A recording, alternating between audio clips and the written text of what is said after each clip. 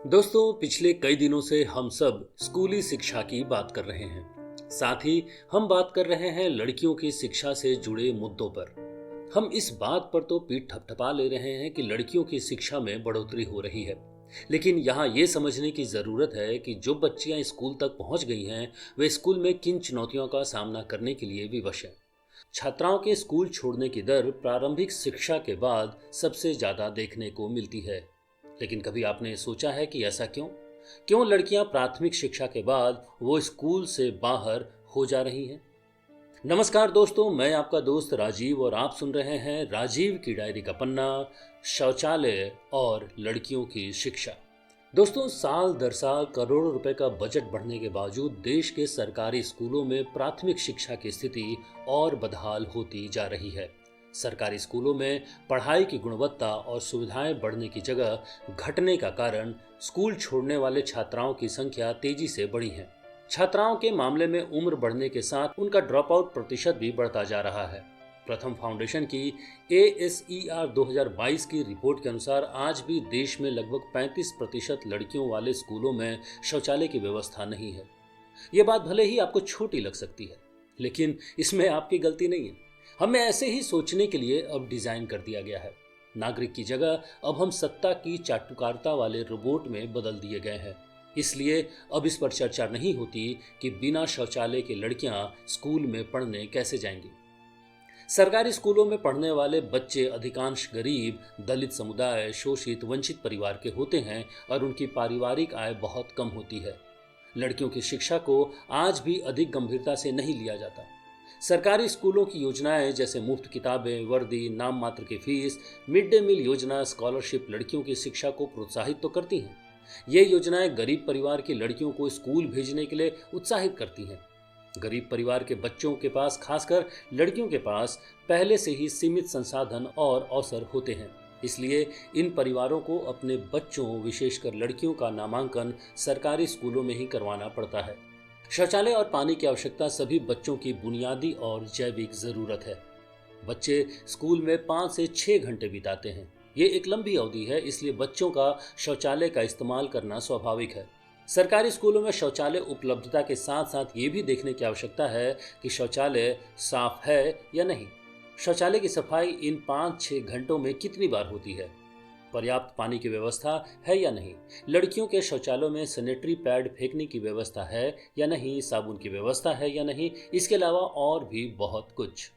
चरखा संस्था की 17 अप्रैल 2023 की एक खबर के अनुसार बिहार राज्य के एक प्रमुख शहर मुजफ्फरपुर के मुसहरी प्रखंड स्थित एक सरकारी स्कूल की कुछ छात्राओं ने बताया कि जब उन्हें पीरियड शुरू होता है तब वे स्कूल जाना बंद कर देती हैं।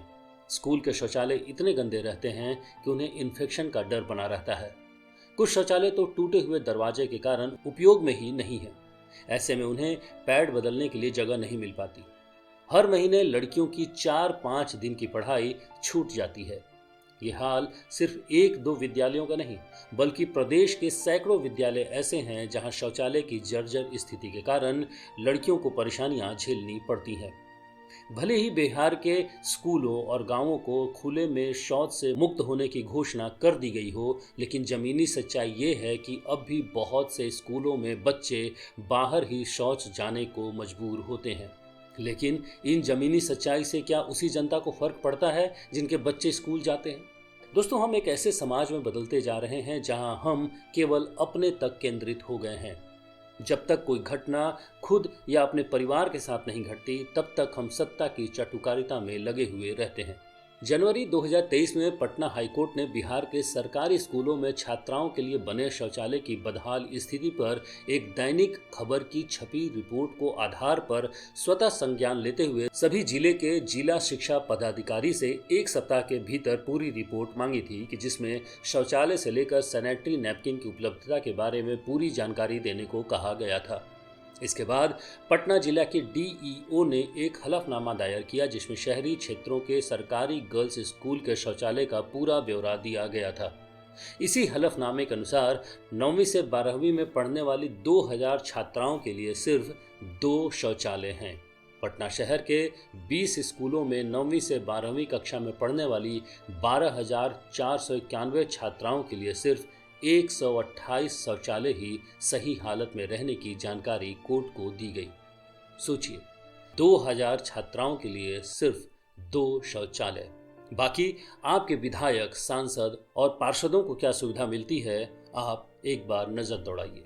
जब राजधानी पटना की ये स्थिति है, तब ऐसे में राज्य के अन्य जिला मुख्यालयों, विशेषकर ग्रामीण क्षेत्रों के सरकारी स्कूल के बारे में सहज ही अनुमान लगाया जा सकता है कि वहां के शौचालयों की स्थिति क्या होगी। लड़कियों के सपने सच में पूरे हों, इसके लिए हमें सामाजिक, राजनीतिक और आर्थिक बदलाव करने की ज़रूरत है। और सबसे ज़्यादा जो बदलाव की ज़रूरत है वो है खुद के सोच को बदलने की।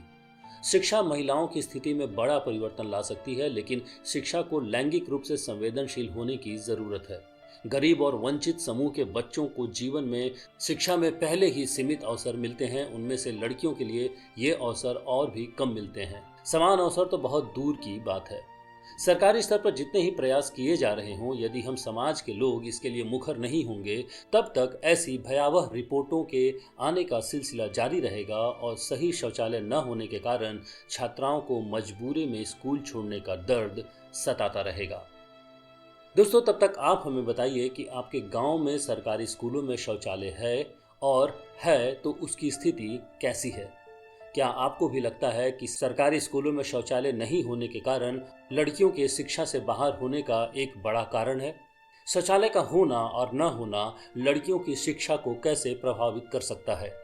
दोस्तों, इस मुद्दे पर अपनी बात जरूर रिकॉर्ड करें, अपने फोन में नंबर 3 का बटन दबाकर या मोबाइल वाणी ऐप में ऐड का बटन दबाकर, क्योंकि ग्राम वाणी विश्वास करती है कि बोलेंगे तो बदलेगा।